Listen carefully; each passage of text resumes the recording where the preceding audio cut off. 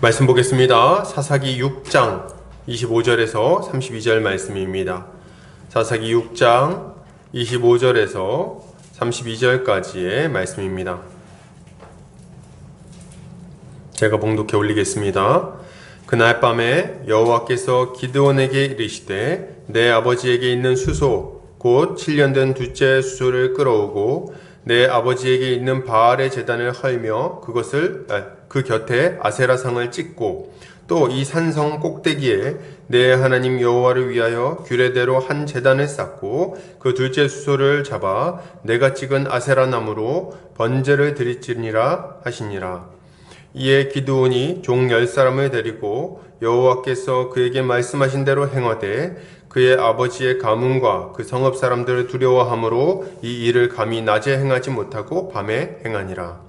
그 성읍 사람들이 아침에 일찍이 일어나 본즉 바알의 제단이 파괴되었으며 그 곁에 아세라가 찍혔고 새로 쌓은 제단 위에 그 둘째 수소를 드렸는지라. 서로 물어 이르되 이것이 누구의 소행인가 하고 그들이 캐어 물은 후에 이르되 요아스의 아들 기드온이 이를 행하였도다 하고 성읍 사람들이 요아스에게 이르되 내 아들을 끌어내라. 그는 당연히 죽을지니 이는 바알의 제단을 파괴하고 그 곁에 아세라를 찍었음이니라 하니 요아스가 자기를 둘러선 모든 자에게 이르되 너희가 바알을 위하여 다투느냐 너희가 바알을 구원하겠느냐 그를 위하여 다투는 자는 아침까지 죽임을 당하리라. 바알이 과연 신일진데 그의 제단을 파괴하였은즉 그가 자신을 위해 다툴 것이니라 하니라. 그날에 기드온을 여룻바알이라 불렀으니 이는 그가 바알의 제단을 파괴하였으므로 바알이 그와 더불어 다툴 것이라 함이었더라. 아멘. 사사기 6장 25절에서 32절까지 여룻바알이라는 제목으로 말씀 나누도록 하겠습니다. 2021년에 포트뉴스라는 곳에서 나온 뉴스를 보면 한국의 탈종교화가 심각해지고 있다는 통계가 나오는 걸 볼 수가 있습니다. 전체 인구에서 종교를 막론하고 신앙인 비율이 40%대로 떨어졌다고 합니다. 이것은 2004년에 54%에 비교해 보면 14%나 떨어진 수치입니다. 이거 기독교인 수치가 아니고 전체 종교인 숫자가 이렇게 떨어진 거예요. 그런데 더 충격적인 것은 비종교인의 종교 호감도 수치에서 기독교가 모든 종교 중에 아주 현격하게 최하위를 기록하고 있다는 점입니다. 거의 2배 차이가 나요. 거의 2배 차이. 천주교에 비해서는 2배 정도 차이가 나게 적고 그리고 불교보다는 한 3, 4배 차이로 적습니다. 또한 한국갤럽에서 조사한 통계 자료에 의하면 종교의 사회적 영향력이 증가하고 있다고 생각하냐는 질문에 2014년에는 47%로 응답했던 비율이 2021년에는 18%까지 급감한 것을 보게 됩니다. 47%에서 18%가 돼버렸어요. 이것은 지금 이 시대가 아주 빠른 속도로 세속화되고 있다는 것을 아주 잘 보여주는 통계라고 할 수 있겠습니다. 사실 우리가 이런 통계를 굳이 의지하지 않더라도 우리 주변의 교회의 모습들만 봐도 이런 현상은 우리가 쉽게 찾아볼 수가 있습니다. 가난한 성도가 점차 많아지고 있어요. 교회는 점차 줄어들고 있습니다. 대한예수교 장로회 합동총회의 공식 집계에 따르면 15,000교회였던 합동총회 교회 숫자가 이번 코로나 기간을 거치면서 12,000개로 3,000개 교회가 줄었다고 하고 있어요. 그냥 어마어마하게 지금 교회가 힘들어지고 있는 거죠. 그리고 그렇게 줄어가고 있는 와중에 교회의 젊은 층은 점점 더 많이 줄어가고 있는 것을 보게 됩니다. 참으로 어두운 시대라는 생각을 지울 수가 없습니다.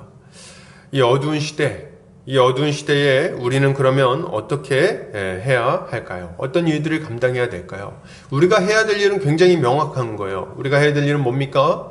이 땅 가운데 빛과 소금으로서의 모습을 가지고 세상에서 복음을 증거하며 우리 주님의 그 삶을 살아내야 하는 거죠. 그 세상에 영향력을 끼쳐야 되는 거예요. 그래서 어둠 가운데 살아가고 있는 자들이 다시금 주님께 돌아올 수 있도록, 다시금 복되고 거룩한 삶을 살아갈 수 있도록 우리가 사명을 감당해야 하는 것입니다.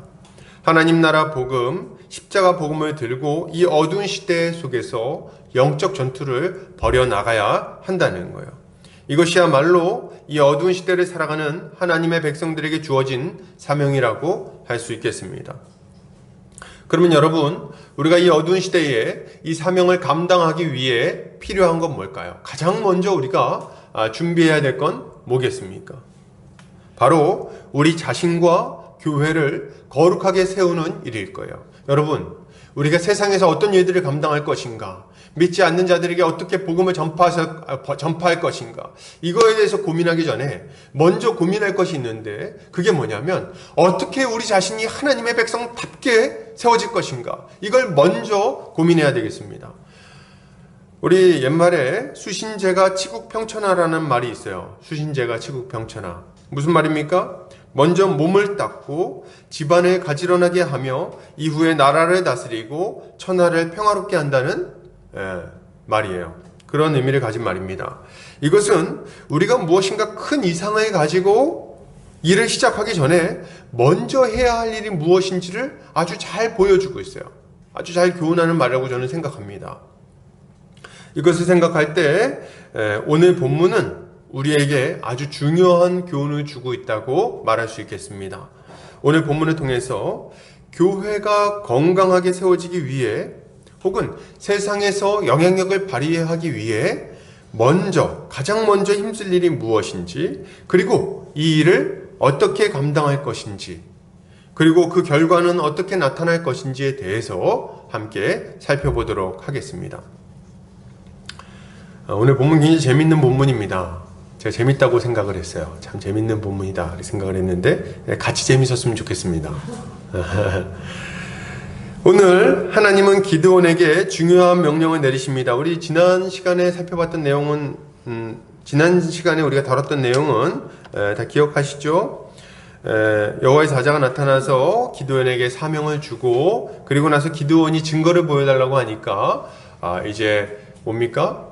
염소고기랑 이 국을 가지고 왔더니 거기다가 이렇게 지팡이를 대가지고 그게 막 불타오르게 만드는, 그래서 이제 이 기드온이 깜짝 놀래가지고 나 이제 죽었다 이렇게 하니까 너 안 죽을 거다 이렇게 안심시켜주는 이제 그런 본문이었어요. 제단을 쌓았죠. 여호와 샬롬이라고.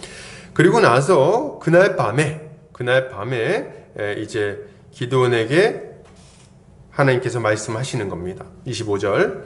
그날 밤에 여호와께서 기드온에게 이르시되 내 아버지에게 있는 수소 곧 7년 된 둘째 수소를 끌어오고 내 아버지에게 있는 바알의 제단을 헐며 그 곁에 아세라상을 찍고 또 이 산성 꼭대기에 내 하나님 여호와를 위하여 규례대로 한 제단을 쌓고 그 둘째 수소를 잡아 내가 찍은 아세라 나무로 번제를 드리지니라 하시니라.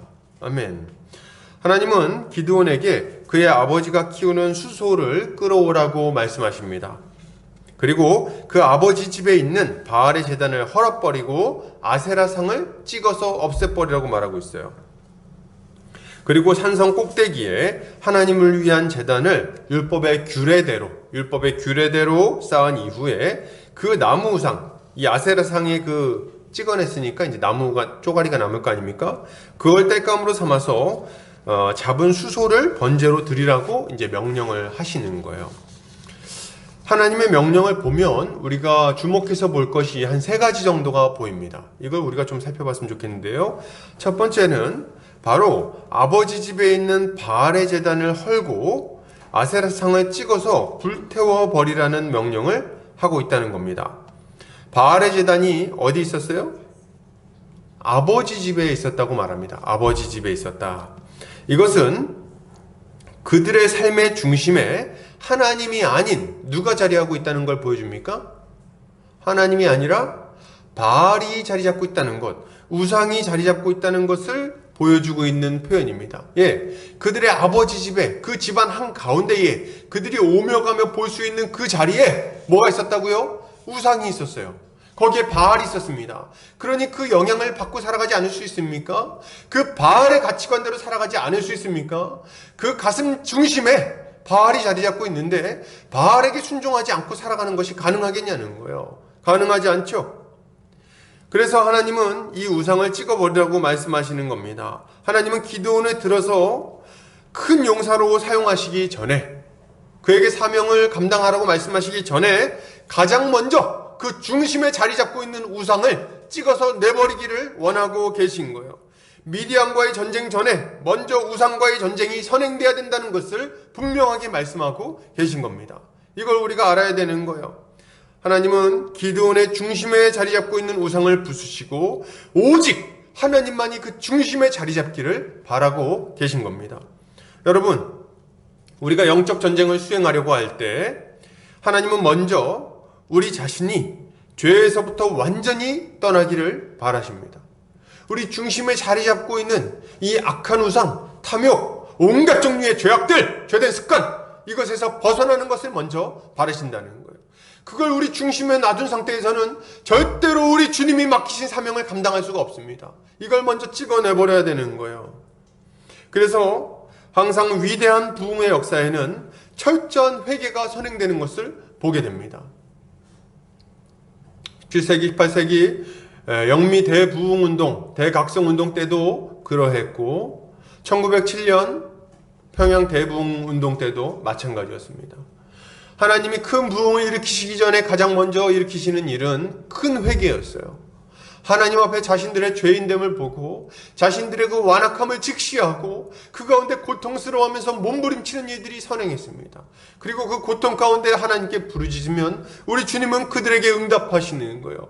그리고 그들이 자신들의 죄를 씻어내는 십자가 그 복음을 굳게 붙들고 전파하기 시작했을 때 이 회개와 복음이 만나서 폭발적인 역사를 일으켜 냈던 겁니다. 이걸 우리가 기억해야 되는 거예요. 우리는 하나님 앞에 영적 전쟁을 수행하기 위해서는 먼저 우리 자신의 죄를 철저히 회개해야 한다는 것을 기억해야 되겠어요. 예, 여러분, 우리 자신이 먼저 바뀌어야 됩니다. 우리 자신이 먼저 죄로부터 완전히 멀어져야 되겠어요. 우리 마음 중심을 자리 잡고 있는 그 죄된 욕심에서 벗어나야 되겠어요. 거룩의 전신갑주를 입고 죄와 전면전을 선포해야 되겠습니다.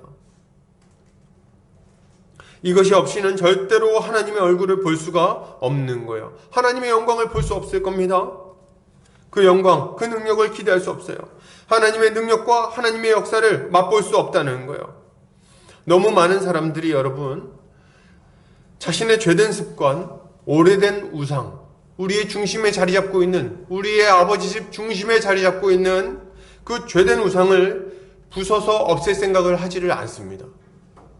여러분, 예수를 믿고 나서도 이걸 안 버리는 경우가 너무 많아요. 교회를 다님에도 불구하고. 그들은 자신의 마음속에 있는 이 우상에다가 하얀색 천을 이렇게 딱 덮어놓고, 그렇게 덮어놓기만 하면, 그러면 별 문제가 없을 거라고 생각합니다. 하나님도 그걸 용납해 주실 거라고 생각하는 거예요. 자기의 욕심에다가, 자기의 그 죄된 습관에다가 하얀색 천을 그냥 잠깐 덮어놓고, 그리고 못 본 척하면 하나님도 못 본 척 하실 거라고 생각한다는 거예요. 그래도 문제없이 주님 일을 할 수 있다고 생각하는 거죠. 때가 되면, 기회만 되면 천을 내리고 우상을 숭배하고, 문제가 생기면 또 그 천을 덮으면 된다고 생각하는 겁니다. 문제가 생기면 또 그냥 회개하고 천을 덮는 거예요. 그 뿌리채 뽑아낼 생각을 하지 않는 거예요. 우상을 부수고 다 불태워버릴 생각을 하지 않는다는 거예요. 그러나 이것은 하나님을 만홀히 여기는 어리석은 생각임을 알아야 됩니다. 그렇게는 되지 않아요. 하나님이 우리의 얄팍한 속셈을 모르시겠습니까? 우리의 그 얄팍한 마음, 잠시 회개하는 척하고 기회만 되면 다시 죄를 짓겠다, 이 얄팍한 마음 우리 주님이 모르시겠습니까? 우리가 이 어리석은 생각을 포기할 때까지 우리 주님의 무서운 징계가 끊어지지 않는 거예요. 여러분, 하나님과 바알을 함께 섬길 수는 없습니다. 그럴 수는 없어요. 하나님과 물질 만문을 동시에 섬길 수도 없습니다. 돈을 사랑하는 사람이 우리 주님을 잘 섬길 수가 없어요. 우리의 일상 가운데 죄악된 습관을 남겨놓은 채로 주님을 향해서 한 걸음을 내디딜 수 없습니다. 그럴 수 없어요. 여러분, 아버지 집에 바알의 우상을 남겨놓고 아세라 목상을 남겨놓고 하얀 천을 그냥 뒤집어 씌워놓은 채로 하나님이 맡기신 그 사명을 감당할 수 있겠습니까? 그게 가능하겠어요? 하는 척은 할 수 있겠죠. 하는 척은. 그러나 때가 되면 그 부서뜨리지 않은 그 우상이, 그 죄악이 우리의 모든 것을 무너뜨리고 말 것입니다. 결국에는 그렇게 될 거예요. 그런 경우를 너무 많이 보지 않습니까? 왜요? 때가 되면 하나님께서 덮어놓은 천을 걷어내시고 우리의 수치를 드러내실 것이기 때문에 그렇습니다. 여러분, 안 괜찮아요. 괜찮지 않아요. 그러므로 여러분, 우리는 우리 안에 자리 잡고 있는 이 우상과 같은 죄악들을 철저히 회개해야 되겠습니다. 철저히 회개해야 돼요. 이것을 완전히 부숴서 불태워버려야 되겠습니다. 그거 남겨놓지 않아야 돼요. 여러분, 미련을 남기지 않으시기를 바랍니다. 미련 없이 이 모든 것을 완전히 박살내고 다시 돌아갈 생각조차 않으시기를 바랍니다. 이것이야말로 우리가 영적 전쟁을 벌이기 위해 가장 먼저 해야 되는 일이에요. 아버지 집에 있는, 내 마음의 중심에 있는 이 죄악, 우상숭배, 탐욕, 온갖 종류의 그 더러운 죄된 습관 다 끊어버리시기 바랍니다. 다 낱낱이 다 끌어내서 불태워버리시기 바랍니다. 그렇게 하지 않으면 우리 주님이 맡기신 사명을 힘있게 감당하지 못할 거예요. 하나님의 명령 중에 두 번째로 주목할 만한 점은 주님이 하나님을 위한 제단을 율법의 규례대로 쌓으라고 명령하신다는 점입니다. 이게 우리가 두 번째로 좀 주목할 점이에요. 하나님은 기드온에게 그냥 제단을 쌓으라고 말씀하지 않으세요. 어떻게 쌓으라고 말씀하십니까? 규례대로 쌓아라, 이렇게 말씀을 하십니다. 26절, 내 하나님 여호와를 위하여 규례대로 한 제단을 쌓고. 이게 왜 중요합니까? 이 규례대로라는 말이? 그동안은 어떻게 쌓았다는 거예요? 제단을 쌓을 때? 자기 마음대로 규례를 지키지 않고 내키는 대로 우상 숭배하는 것과 별 다를 것 없이 그렇게 제단을 쌓았다는 거예요. 그러니까 뭐가 지금 혼동이 됩니까? 바알 숭배와 여호와 숭배가, 여호와께 예배하는 것이 계속해서 혼동되는 거예요. 지금 기드온의 시대는 하나님의 규례를 중요하게 생각하지 않는 시대입니다. 사람들은 바알에게 제사하는 것과 하나님께 제사 드리는 것의 차이를 알지 못했어요. 그래서 바알에게 제사하는 방식으로 하나님께도 똑같이 제사를 드린 겁니다. 그 제단에 그 제사 제물을 가지고. 하나님은 이런 것들을 용납하지 않으시는 거예요. 여러분, 지금 이게 뭐 바알 제단이나 하나님의 제단이나 뭐 그렇게 구분을 하려고 그러나, 마음이 중요하지. 한 군데다 그냥 어차피 그냥 제사 드릴 거 똑같이 드리면 되는 거 아니야? 뭐 이런 생각을 할 수 있다는 거예요. 근데 실제는 어때요? 여러분, 레위기를 보면요 깜짝 놀라실 거예요. 하나님 앞에 이 제사를 드릴 때 얼마나 엄격한 규칙들이 있는지, 그리고 그 규칙들을 지키지 않았을 때 하나님께서 얼마나 엄중하게 심판하시는지가 그 안에 다 나와 있습니다. 심지어는 아론의 두 아들이 하나님 앞에 잘못된 불을 들였다가 어떻게 됩니까? 하늘에서 불이 내려가지고 두 사람이 다 죽어요. 아론의 두 아들이. 그러니까 하나님께서 이 제사 규례를 얼마나 중요하게 생각하는지를 다 알려주셨다는 거예요. 그런데 지금 이 기드온 시대에는 그런 것들을 지키지 않고 있었던 거죠. 하나님은 이제 이런 어그러진 것들을 바로잡기를 바라고 계신 겁니다. 여러분, 하나님은 우리가 죄에서 떠나는 것에 만족하지 않으십니다. 죄에서 떠나는 데서 만족하지 않으세요. 죄에서 떠날 뿐 아니라 하나님께 순종하며 올바른 삶을 살아가기를 바라세요. 우리 주님의 뜻에 합당하게 살아가는 것을 바라신다는 거예요. 이것을 위해서 주님은 우리가 하나님의 말씀에 주목할 것을 우리에게 요구하십니다. 하나님 뜻이 뭔지를 알아야 된다는 거예요. 하나님 뜻에 관심을 가지고 그 뜻에 귀를 기울이고 그 뜻에 순종하기를 힘써야 된다고 말씀하신다는 거죠. 왜요? 하나님의 법에 대한 무지와 무관심이 결국 하나님께 대한 불순종과 범죄로 이어진다는 것을 우리 주님이 잘 알고 있으시기 때문에 그렇습니다. 여러분, 이거 우리가 기억해야 돼요. 하나님의 법을 모르면 하나님께 불순종하게 됩니다. 그리고 더 큰 문제는 하나님께 불순종하면서도 자기가 죄를 짓고 있다는 걸 몰라요. 그게 얼마나 큰 죄인지는 몰라요. 그러니까 돌이키지도 못합니다. 그런 문제가 생기는 거예요. 여러분, 이 시대에 많은 사람들이 하나님의 말씀에 대한 관심을 잃어버렸어요. 말씀에 관심을 갖지 않습니다. 하나님이 뭐라고 말씀하셨는지에는 별로 관심이 없고 하나님이 뭘 해주시느냐에만 관심이 많아요. 내 기도에 응답해 주실 것인가, 안 해주실 것인가, 내가 어떤 말을 해야지 내 인생이 좋아질 것인가, 여기에만 관심이 다 쏠려 있어요. 그래서 보면 설교도 보면 막 그런 설교를 합니다. 뭔 설교예요? 말의 힘, 이런 거 있잖아요. 말의 힘. 그래서 우리는 하나님을 닮았기 때문에 말하는 대로 이루어진다는 거예요. 그런 말이 어디 있습니까? 그런 바보 같은 말이 어디 있어요? 또 긍정적인 말을 하면 긍정적인 일이 이루어지고, 부정적인 말을 하면 부정적인 일이 막 생긴다는 거예요. 우리가 부정적인 말 하면 살 필요는 없겠지만, 이런 말들은 얼마나 잘못된 얘기입니까? 우리가 긍정적인 생각을 한다고 해서 긍정적인 일이 이루어집니까? 그러지 않잖아요. 우리 하나님이 긍정하셔야만 긍정되는 거예요. 거짓 선지자들의 특징이 뭔지 아십니까? 거짓 선지자들의 특징이 평강하다고 말하는 겁니다. 긍정적으로 말하는 거예요. 이스라엘이 망하게 생겼는데도 불구하고 아무 문제 없을 거다, 하나님이 도와주실 거다, 저들이 물러갈 거다, 이렇게 거짓말하는 거예요. 그 거짓 선지자들의 말에 다 넘어가고 있는 거예요. 지금 여러분, 우리가 죄 가운데 거하는데 우리가 긍정적으로 말한다고 해서 우리 인생이 좋아지겠습니까? 그런 말도 안 되는 가르침들이 지금 넘쳐나고 있어요. 하나님의 뜻을 모르니까 이런 말들에 귀를 기울이고 있는 거예요. 그저 자기 기도 제목에만 하나님이 응답해 주시는가 응답하지 않는가에만 관심을 가지고 있다는 거죠. 하나님이 우리에게 명령하신 구체적인 삶의 모습들에는, 구체적인 명령들에는 관심이 없어요. 교회 생활도 내키는 대로 하고, 가정도 자기 마음대로 돌보고, 직장 생활도 세상 원리대로 다 합니다. 그냥 그렇게 살아가요. 그 삶에 하나님의 뜻이 반영되지를 않습니다. 좀 정확하게 얘기하면요, 자기 삶에 어떻게 하나님 뜻이 반영되어야 되는지를 모르는 경우가 너무 많아요. 몰라. 하나님 뜻대로 직장 생활하는 게 뭔지를 몰라.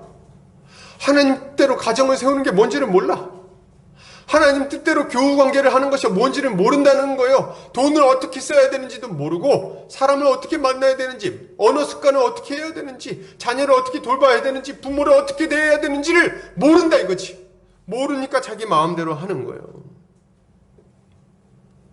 이게 문제의 핵심입니다. 뭐가 문제인지 모르는데 어떻게 돌이킬 것이며, 뭐가 옳은지 모르는데 어떻게 바꿀 거예요. 이게 지금 문제의 핵심이에요. 매일 하나님 뜻을 어기면서 살 수밖에 없는 거죠. 그래서 우리 주님이 우리에게 요청하시는 건 뭡니까? 말씀을 배우고 그 안에 거하는 것입니다. 이게 우리 주님이 우리에게 가장 먼저 요청하시는 거예요. 배우고 확신한 일에 거하는 것. 이것이 우리 주님의 요구입니다. 이것이 신자가 죄를 회개한 이후에 즉각적으로 힘써야 될 일인 거예요. 하나님의 뜻을 알고 그 뜻대로 내 삶을 교정해 나가는 것. 여러분, 죄를 안 짓는 게 다가 아닙니다. 죄를 끊어버려야 돼요. 그러나 그 이후에 더 중요한 건 뭐냐면 하나님 뜻대로 행하는 겁니다. 이걸 위해서 하나님 뜻을 배워야 되겠어요. 말씀을 배우고 교리를 배워야 합니다. 바른 교리 위에 굳건하게 서서 그 뜻대로 우리의 삶을 바꾸어 나가야 돼요. 이것이 우리 주님이 우리에게 요구하시는 거죠. 셋째로 우리가 주목할 점은 아주 살찌고 귀한 둘째 수소를 잡아서 제사를 드리라고 말씀하신다는 겁니다.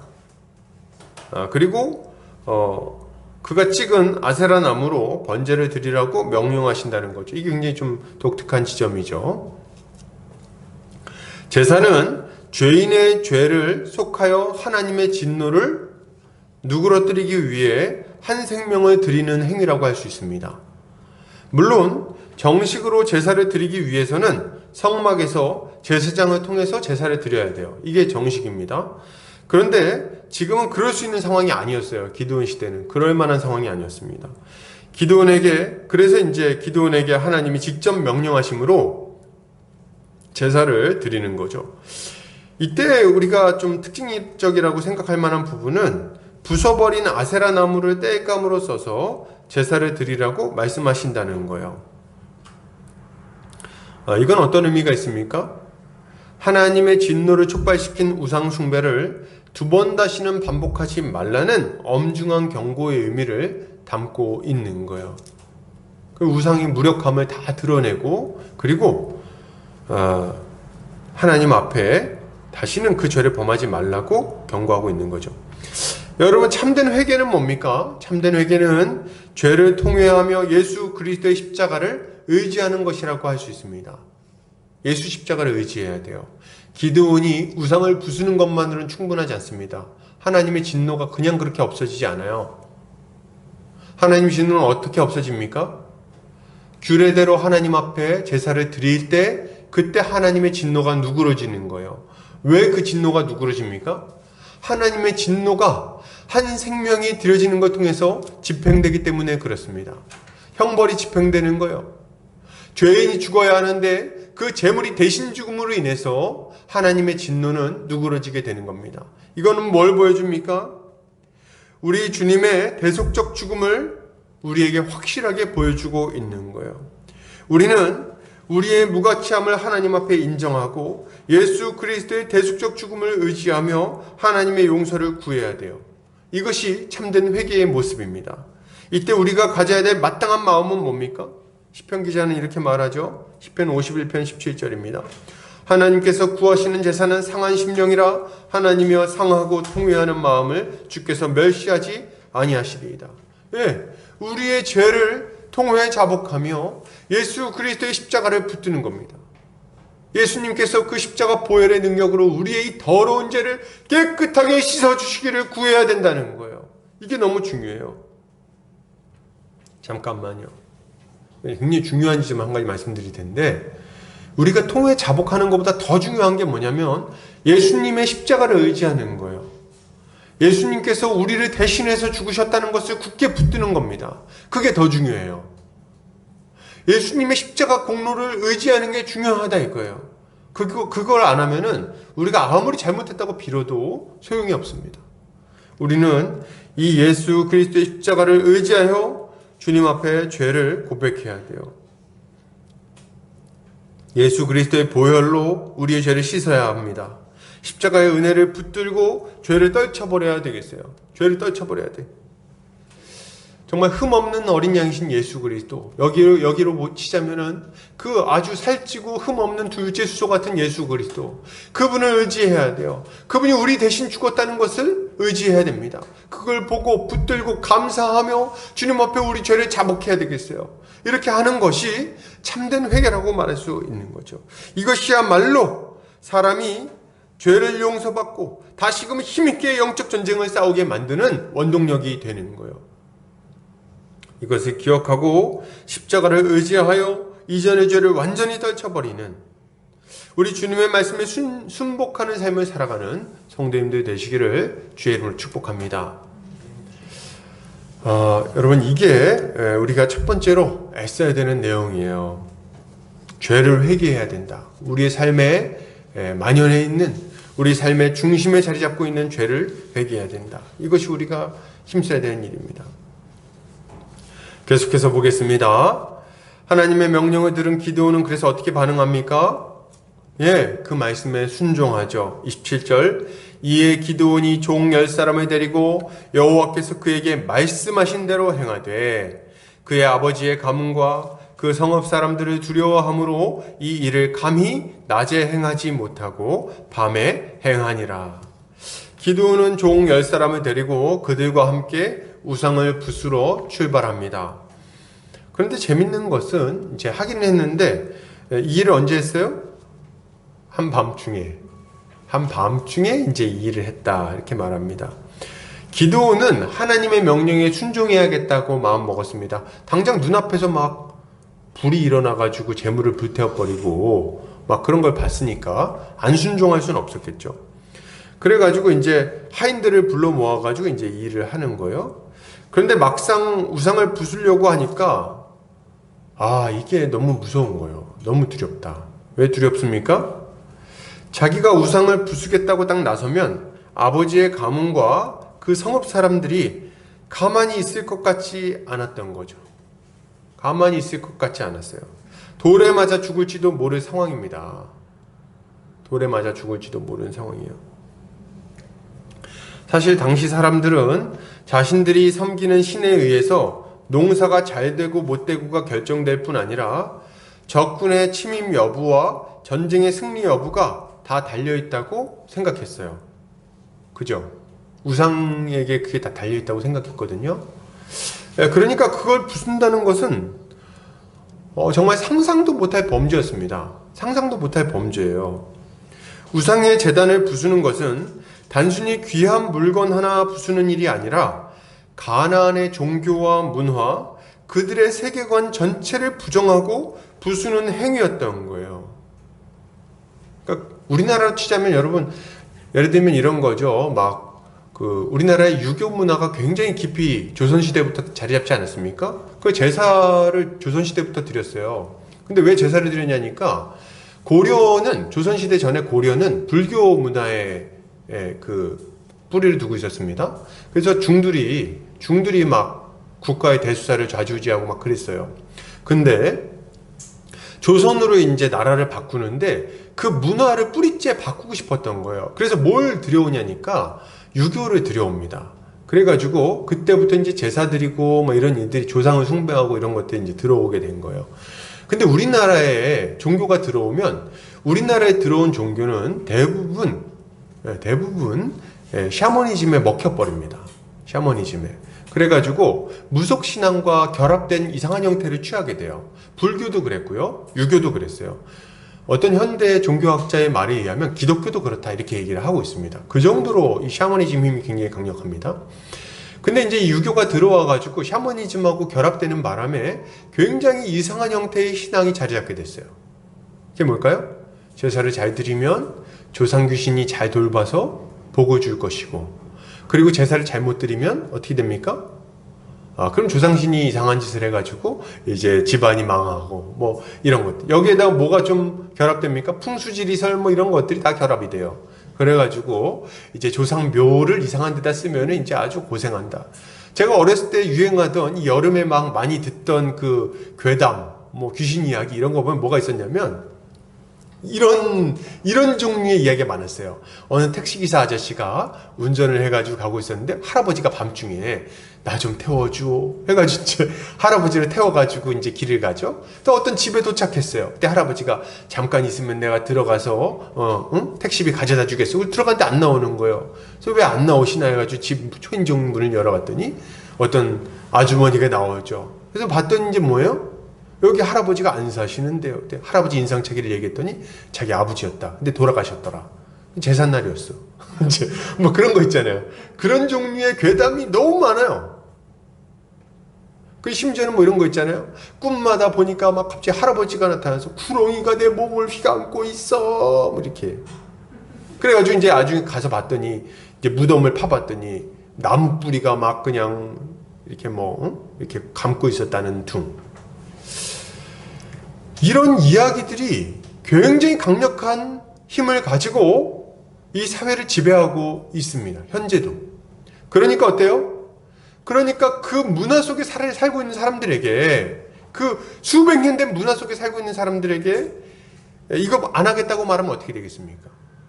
뭐 조상 숭배 안 하겠다, 나 제사 안 드리겠다, 그럼 어떻게 되겠어요? 지금 이 분위기가 그런 거예요. 뭐 7대째 조상을 모시고 있는 뭐 종갓집에서 그 마다들이 와가지고 나 오늘부터 제사 안 드리겠습니다, 뭐 이렇게 하면 어떻게 되겠냐는 거예요. 제사상 뒤엎고. 그거 일이 쉬운 문제겠습니까? 지금 그 분위기를 생각하시면 돼요. 그 분위기를. 근데 이거는 단순히 한 가정의 이야기만이 또 아니었던 것 같아요. 이후에 나오는 내용을 살펴보면 기드온의 아버지 요아스의 집에 있었던 바알의 제단은 이 가정에서만 사용하는 제단이 아니라 이 지역사회 전체에서 제사를 드리기 위해 사용하던 제단이었던 것 같습니다. 그죠? 그러니 이것을 부쉈을 때 찾아올 후폭풍은 정말 상상도 하기 싫은 거예요. 그 후폭풍은. 상상이 되세요? 그 후폭풍이? 옛날 같았으면 이런 거예요. 옛날 마을 사람들이 마을 어귀에 선언당 이렇게 해서 돌무더기 같은 거 막 쌓아놓지 않습니까? 근데 그 돌무더기를 가가지고 다 무너뜨리고 그렇게 하고 있는 거예요. 아니면 마을 어귀에 있는 그 장승을 도끼로 찍어가지고 다 무너뜨리든지 지금 그걸 하겠다는 거예요. 그러면 어떻게 되겠어요? 지금 우리 마을에 지금은 아주 난리나게 생겼다 뭐 해가지고 그냥 막 다 죽이겠다 그러고 막 달려들지 않겠습니까? 그런 생각이 드는 거죠. 여러분, 하나님의 말씀에 순종하려고 할 때 이런 어떤 두려움이 찾아올 수밖에 없어요. 기드온이 장정을 10명이나 모으고도 한밤중에 모두가 잠든 이후에야 이 일을 했던 이유가 뭐냐면 그런 이유였던 겁니다. 이런 두려움이 있었던 거예요. 이거 잘못하면 죽을 수도 있겠구나. 여러분, 우리가 하나님께 순종하려고 할 때 우리의 죄를 회개하고 우리의 삶을 새로운 모습으로 바꾸어 나가고자 할 때 여러 가지 저항에 직면하게 되고 또 그 저항에 대한 두려움이 우리를 사로잡게 되기도 합니다. 이건 결코 쉬운 일이 아니에요. 우리는 세상 속에서 살아가고 있고 우리의 죄는 다른 사람들과 밀접하게 연결되어 있는 경우들이 종종 있기 때문에 그렇습니다. 그런 경우가 참 많아요. 그런 거로 우리가 죄와 싸우기로 결단하고 하나님께 순종하려고 하면 그에 따른 비용 계산이 반드시 요구되게 되어 있습니다. 딱 잘라서 얘기해 볼까요? 여러분, 제사 드리는 집안에서 우상 숭배 안 하겠다고 딱 마음 먹으면 개인의 문제가 아니에요. 그때부터는 이게 집안 문제가 됩니다. 그죠? 그리고 집안 사업에 연결된 일을 할 때 그 집안 사업을 같이 동참해서 뭘 하고 있었는데 나 혼자 어떤 거 안 하겠다 딱 결정했을 때 뭐 리베이트 안 받고 내가 불법 안 저지르겠다 딱 이렇게 하는 순간 어떻게 됩니까? 이 가정 문제가 되는 거예요. 집안 문제. 직장 문제는 어떻습니까? 직장 안에도 직장 문화란 게 있는 거예요. 직장 안에서 늘 돈 받고 그 돈 가지고 뭐 이렇게 짬짬이 해가지고 이렇게 일정 부분은 다 이렇게 나눠 먹게 했었는데 그거 안 하겠다고 딱 결정하면 어떻게 됩니까? 같이 나눠 먹던 사람들이 다 손해보게 되는 거예요. 그러니까 이게 작은 일이 아닌 거죠. 뭐 이런 얘기하면 늘 하는 얘기가 술 안 마시겠다고 얘기하면은 뭐 몇 명 나와서 얘기하죠. 너 한 명 술 안 마시면 이 회사 분위기 어떻게 되냐? 우리 부서 분위기 어떻게 되냐? 이렇게 얘기하면서 이제 막 이렇게 나오는 걸 보게 되죠. 이건 굉장히 사소한 문제인 거예요. 어떻게 보면. 그죠? 술 마시고 안 마시고는 아주 사소한 문제입니다. 이런 방식으로 우리의 죄는 사람들하고 연결되어 있는 경우가 많아요. 그런 거로 우리가 죄와 싸우기로 결단하고 하나님께 순종하려고 마음 먹으면 참 이게 어려운 문제가 돼버린다는 거죠. 그것은 가족들의 비아냥과 비웃음과 핍박으로 다가올 수도 있고 학교에서 따돌림 당하는 문제로 다가올 수도 있어요. 잘 지내던 직장 동료들과의 다툼이 일어날 수도 있습니다. 거래처와의 거래가 무산되는 것이 결과로 나타날 수도 있겠죠. 이런 일들이 한두 개겠습니까? 여러분, 거짓을 버리고 진실하게 살아간다는 것은 결코 쉬운 문제가 아니에요. 이거 쉬운 문제가 아니에요. 진실하겠다. 내가 진실만을 말하겠다. 진실하게 행동하겠다. 부정부패와 타협하지 않겠다. 마음 먹으면요, 이게 쉬운 문제가 아닙니다. 이제까지 잘못된 관행을 멈추고 정상적으로 일을 처리하려고 하는 것도 간단한 일이 아니에요. 마음의 결단만으로 되는 일이 아니라는 거예요. 이것은 결단 이후에 찾아올 손해와 고통을 각오할 때만 가능한 일입니다. 우리가 하나님 앞에 회개한다는 것은 우리 자신의 죄를 회개하고 돌이킬 것을 요구하는 동시에, 잘 들으세요, 죄에서 떠나기 위해 우리 주변에 형성된 세상의 악한 풍조에 맞서는 것을 동시에 요구하기 때문에 그렇습니다. 그러니 누가 이것을 쉽다고 말할 수 있겠습니까? 그래서 기드온도 두려워하고 밤중에 숨어서 이 일을 하는 거예요. 그런데 여러분, 우리가 이 기드온의 이야기를 살펴볼 때 주목해서 볼 지점이 하나 있습니다. 그게 뭡니까? 그게 뭐예요? 기드온이 밤에 했다는 게 중요한 게 아니에요. 중요한 건 뭡니까? 기드온이 순종했다. 이게 중요한 거예요, 여러분. 지금 뭘 보여주고 있냐면 기도원이 너무 두려웠어요. 이걸 하면 내가 죽을 수 있다는 생각을 했어요. 이걸 하면 너무 힘든 일이 찾아올 거라는 걸 예상했습니다. 바보가 아니잖아요. 누가 생각해도 다 그냥 예상할 만한 일이에요. 근데 그 순간에 기도원이 어떻게 했다는 겁니까? 그럼에도 불구하고 순종을 했다는 거예요. 그렇게 큰 두려움에 휩싸여 있었음에도 불구하고 어찌하든지 간에 기드온은 순종을 했습니다. 바알의 제단을 부수고 아세라상을 찍어서 불태워 버렸어요. 이게 중요한 거예요. 그가 두려워했던, 겁을 냈던 그것은 중요하지 않습니다. 그가 낮에 당당하게 일을 해치웠던, 밤중에 몰래 했던 그것도 중요한 게 아니에요. 중요한 건 뭡니까? 기드온이 이 우상의 제단을 부수고 아세라상을 찍어서 불태워 버렸다는 것, 이게 중요한 거예요. 기드온은 순종했어요. 두려움이 컸지만 그럼에도 불구하고 순종했습니다. 여러분, 우린 이것을 보고 교훈을 얻어야 되겠습니다. 교훈을 얻어야 되겠어요. 우리도 주님 앞에 순종하려고 할 때 망설일 수 있습니다. 죄의 습관들을 끊어내고 우상숭배를 멈추고 죄된 관행들에서 벗어나고자 할 때 여러 가지 어려움과 두려움이 찾아올 수 있어요. 가족에게 복음 전하려고 하는데 망설여질 수도 있겠죠. 그럴 수 있어요. 얼마든지 그럴 수 있어요. 그러나 중요한 건 뭡니까? 그래서 어떻게 하냐는 거예요. 두려워서 어떻게 할 거예요? 두려운 건 이해하는데, 두려운 건 우리가 알겠는데, 그래서 어떻게 하겠냐는 거예요. 그래서 뒤로 미룰 겁니까? 저녁으로 미룰 거예요? 밤으로 미룰 거예요? 좋아요. 미루는 거 좋은데 언제까지 미룰 거냐는 거예요. 새벽으로 미루고 다음날로 미룰 겁니까? 아니면 10년 뒤로 미룰 거예요? 언제까지 미룰 겁니까? 미루는 건 한계가 있어요. 우리는 결단해야 됩니다.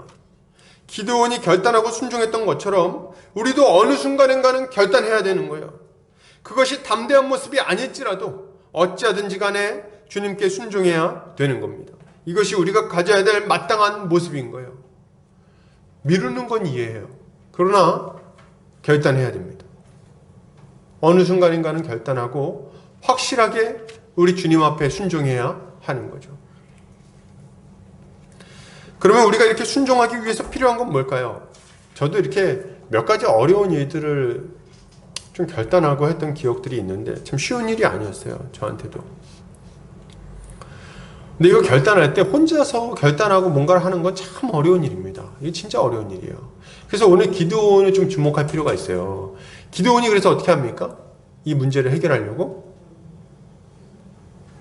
10명이나 되는 종을 데리고 갑니다. 10명이나 되는 종. 이거는 저는 두 가지 정도를 보여준다고 생각하는데, 첫 번째는 우상의 재단이 좀 컸던 것 같아요. 우상의 재단이 작은 문제가 아닌 거야. 그래서 이걸 다 철거하려고 그러면은 빨리 철거를 하려면 10명이 필요했던 거죠. 그래서 이제 이 정도 인원을 데려갔다는 걸 첫 번째 좀 예상해 볼 수가 있고, 또 하나는 뭡니까? 혼자서 하기엔 너무 무서웠던 거예요. 혼자서. 그래서 어떻게 해요? 10명의 같이 할 사람들을 모아서 같이 일을 하는 겁니다. 전도서에서 지혜자는 이렇게 말합니다. 전도서 4장 12절이에요. 한 사람이면 패하겠거니와 두 사람이면 맞설 수 있나니 세 겹줄은 쉽게 끊어지지 아니하느니라. 아멘. 세 겹줄은 쉽게 끊어지지 않는 거예요. 무슨 말입니까? 혼자서는 못할 일도 두세 사람이 함께하면 능히 해낼 수 있다는 거죠. 그죠? 성경에서도 두세 사람의 동역자와 함께 일을 해나가는 것은 얼마나 많이 볼 수 있습니까? 기도할 때도 두세 사람이 모여서 기도한 것에 우리 주님이 응답하신다고 이야기하는 것들이 막 나오지 않습니까? 우리가 주님 앞에 결단하고 삶을 바꿔나가는 것은 정말 쉽지 않은 일이에요. 그렇기에 우리에게는 신실한 동역자들이 필요합니다.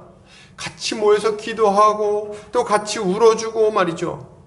히브리서 기자는 이렇게 말합니다. 히브리서 10장 24절 25절 서로 돌아보아 사랑과 선행을 격려하며 모이기를 패하는 어떤 사람들의 습관과 같이 하지 말고 오직 권하여 그날이 가까움을 볼수록 더욱 그리하자.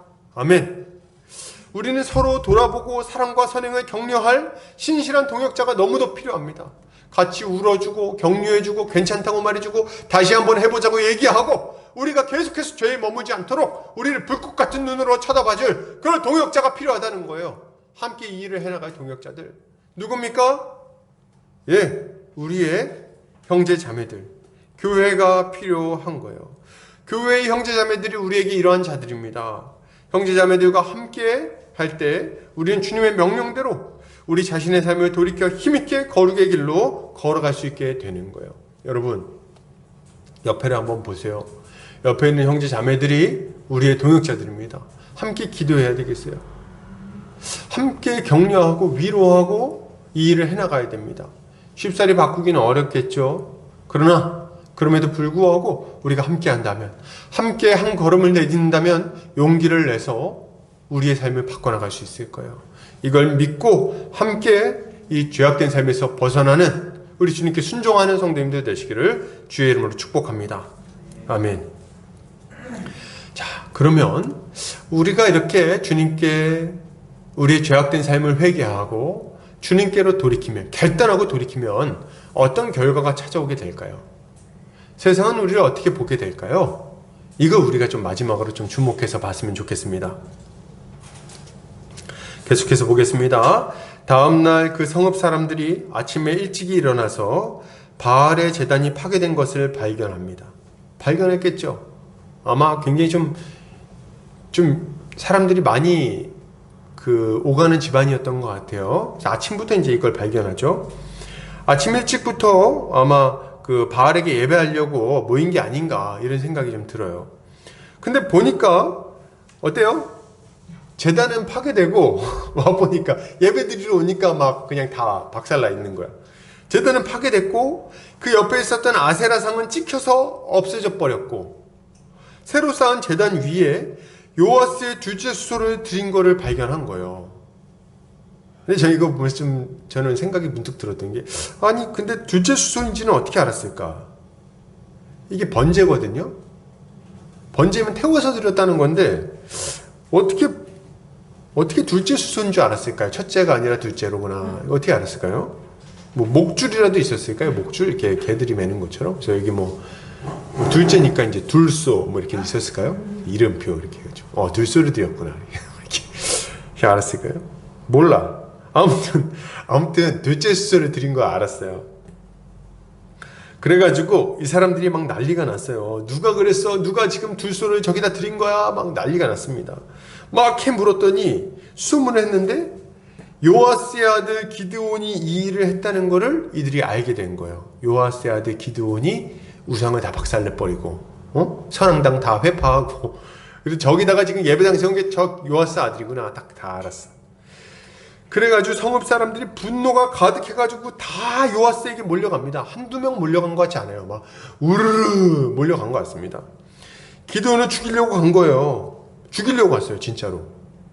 30절 성읍 사람들이 요아스에게 이르되 내 아들을 끌어내라. 그는 당연히 죽을지니 이는 바알의 제단을 파괴하고 그 곁에 아세라를 찍었음이니라 하니, 이들은 말합니다. 네 아들 끌어내. 그는 당연히 죽어야 된다. 아주 살기가 등등한 거죠. 가만 안 두겠다. 아주 죽여버릴 거야. 이렇게 하고 막 간 거예요. 근데 그때 누가 딱 등장합니까? 기드온이 딱 등장해가지고 조용히 하시오 막 이렇게 얘기한 게 아니라 요아스가 등장해요. 아버지가. 기드온은 안 나와요 여기에. 기드온은 뭐하고 있어요? 숨어있어 뒤에 지금. 이 사람이 성정이 겁이 많은 사람이에요. 그래가지고 몰라 포도주 틀에 좀 들어가 있었나요? 숨어있어 막 숨어있고 요아스가 나오는 거예요. 요아스가 앞장서 나옵니다. 이 사람이 좀 강단 있는 사람이에요. 그래서 사실 요아스는 기드온하고 이렇게 상의하고 그러지도 않았어요. 기드온이 아버지 제가 좀 재단 좀 회파해야 되겠습니다. 소 좀 드려야 되겠는데요. 이런 말 안 했어요. 그러니까 상의도 없이 일을 했는데 요아스도 당황했어요. 근데 어떡해요? 어떡합니까? 지금 아들 죽이겠다는데. 그러니까 요아스가 가만히 있을 수 있나요? 아들은 일단 살려야 되니까. 근데 사실 요아스도 제가 볼 때는 다른 사람이 이런 똑같은 짓 했으면 같이 몰려가가지고 같이 죽여야 된다고 막 했을지 몰라. 그런 사람이야.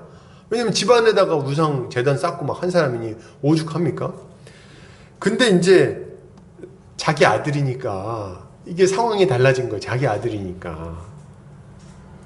근데 요아스가 딱 등장을 해가지고 정말 기가 막힌 논리를 전개합니다. 기적의 논리. 31절 요아스가 자기를 둘러선 모든 자들에게 이르되 너희가 바알을 위하여 다투느냐? 너희가 바알을 구원하겠느냐? 그를 위하여 다투는 자는 아침까지 죽임을 당하리라. 바알이 과연 신일진데 그의 제단을 파괴하였은즉 그가 자신을 위해 다툴 것이니라 하니라.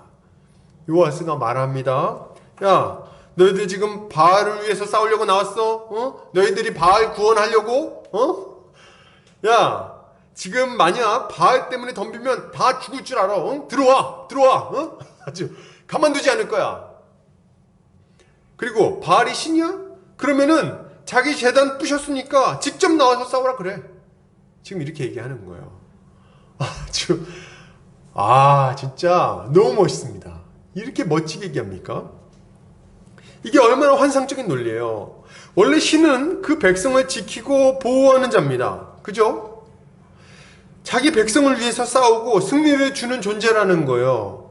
그런데 지금 그 백성을 지키기는커녕 자기 백성에게 보호받아야 되는 처지에 있다는 걸 지금 드러내고 있는 겁니다. 이게 무슨 신이냐는 거예요. 만약 진짜 신이면 자신이 직접 자기를 모욕한 자에게, 자기 제단을 회파한 자에게 저주를 내리는 게 마땅하다 이겁니다.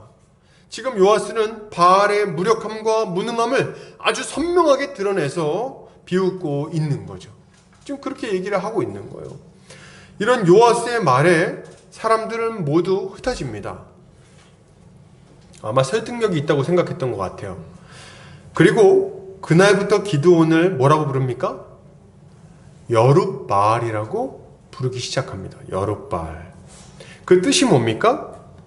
바알이 더불어 쟁론할 것이라, 혹은 바알로 싸우게 하라 라는 의미를 가지고 있습니다. 누구를 이렇게 불렀다고요? 기드온을 이렇게 부르고 있는 거예요. 그래서 이제 여룻바알이 기드온의 별명이 되었습니다. 근데 여러분, 이 별명, 여룻바알이라는 별명이 너무 재밌는 별명이에요. 너무 재밌는 별명 아닙니까? 별명이라고 하면 기드온이 바알의 제단에 부섰으니까 기드온을 바알과 싸우는 자라든지 바알과 논쟁하는 자, 뭐 이렇게 별명을 지어야 되는 거 아닙니까? 그게 좀 더 맞는 것 같잖아요. 근데 기드온의 별명은 그게 아니에요. 바알이 쟁론할 것이라. 이게 별명이에요. 바알이 쟁론할 것이라. 바알이 싸울 것이다. 이게 별명인 거예요. 너무 이상한 별명 아닙니까? 그러면 사람들은 왜 기드온에게 이런 이상한 별명을 붙였을까요? 그거는 지금 이 요아스의 말을 잘 살펴보면 그러면 이해가 돼요. 사람들은 요아스의 말을 듣고 그럴듯하다고 생각했어요. 만약 바알이 진짜 신이라면 굳이 자신들이 목숨 걸고 요아스랑 싸울 필요가 없는 거예요. 왜요? 바알이 직접 싸울 거니까. 바알이 저주할 거니까. 바알이 기드온을 죽일 거니까. 바알이 기드온이 병들게 할 거니까. 그러니까 자기가 굳이 자기들이 나서가지고 기드온을 괴롭힐 필요가 있습니까? 없습니까? 없다 이거예요. 그럴 필요가 없다고 생각한 거예요. 그러니 자신들은 기드온이 어떻게 되는가를 그냥 지켜보기만 하면 된다고 생각한 겁니다. 그래서 별명을 뭐라고 짓는 거예요? 기드온을 보면서 바알이 알아서 할 거야, 쟤는. 바알이 망하게 할 거야. 바알에게 덤볐으니 바알이 알아서 저주하고 바알이 처리하겠지. 바알이 저주하겠지. 이렇게 부른 겁니다. 이렇게 부른 것이 뭐예요? 여룻바알이에요. 이렇게 별명을 지어버린 겁니다. 여러분, 근데 이 별명이 너무 재밌는 이유가 뭔지 아십니까?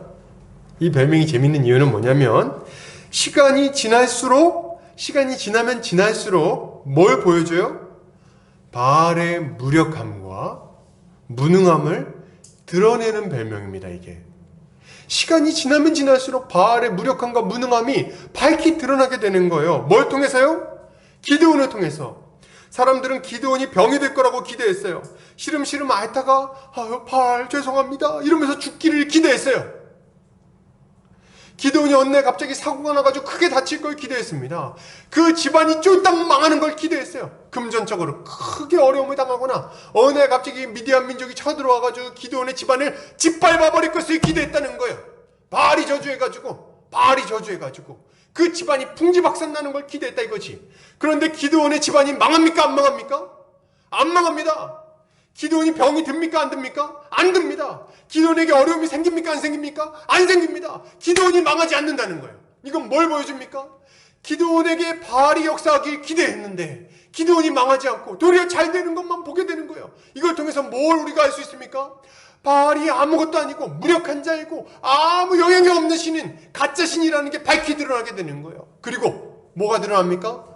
기드온이 순종한 하나님이 진정한 신이요, 전능한 신이요, 복을 주는 신이라는 것이 밝히 드러나게 되는 거예요. 그러므로 이 여룻바알이라는 별명 자체가 바알의 무능함을 드러내고 하나님의 영광됨을 드러내는 별명이 되어 버리는 겁니다. 뭘 통해서요? 기드온이 그 복된 삶을 통해서 이게 그렇게 드러나게 되는 겁니다. 그래서 사람들은 이 기드온을 보면서 깨닫습니다. 뭘요? 바알이 참된 신이 아니구나. 바알을 따르는 것은 어리석은 일이구나. 오직 하나님만이 참신이시며 오직 그분을 의지할 때만 비로소 행복하고 의미 있는 삶을 살 수가 있구나. 그런 의미에서 기드온이 가진 여룻바알이라는 별명은 너무나도 귀한 별명이 되는 겁니다. 여러분, 근데 말이죠, 오늘 설교 제목이 뭡니까? 여룻바알이에요. 왜 여룻바알로 지었겠습니까? 이게 우리의 모습이기 때문에 그렇다는 거예요. 여러분, 지금도 마찬가지예요. 우리가 예수 그리스도를 믿고 죄에서 떠나 우상 숭배에서 떠나 주님을 따르는 삶을 살기로 결단하면 세상은 그것을 비웃을 겁니다. 뭐라고 말할까요? 야, 저 새끼 저거 지금 제사 안 드려? 너 집안 망할 거야 임마. 저 인간 저거 지금 저렇게 혼자 깨끗한 척하지? 봐, 쟤 망한다고. 자기 혼자 깨끗한 척하고 자기 혼자 정결한 척하고 저렇게 죄에서 떠나겠다고? 어떻게 되나 보자. 어떻게 되나 보자. 분명히 망할 거야. 사람들은 말합니다. 너 잘 되나 한번 보자. 바보야, 너 인생 망했어. 그렇게 대책 없이 살면 네 새끼들은 어떡할래? 때로는 막 우리와 가까운 이들이 이렇게 우리를 저주할 겁니다. 그리고 세상의 가르침을 거절하고 주님을 따르기로 결단한 우리를 우려와 걱정이 담긴 우려 섞인 눈으로, 때로는 조롱하는 눈으로 지켜보게 될 거예요. 그들이 우리를 지켜보고 있다는 거예요. 여러분, 세상이 우리를 지켜본다는 걸 아셔야 됩니다. 우리로 인해서 손해본 죄인들이, 우리가 회개하는 걸 통해서 곤란을 겪은 죄인들이 우리를 쳐다보면서 말할 거예요. 뭐라고요? 잘 되나 보자. 잘 되나 보자. 그러나 여러분, 우린 이런 세상의 비웃음과 저주 그리고 우려에 흔들릴 필요가 없습니다. 왜요? 우리가 버린 이 세상 신은 죽은 신이요, 무력한 신이지만 우리가 믿고 따르는 주님은 강하고 능하신 주시기 때문에 그렇습니다. 우리의 도움이자 피난처가 되시는 전능자 하나님, 그분이 우리의 하나님이신 거예요.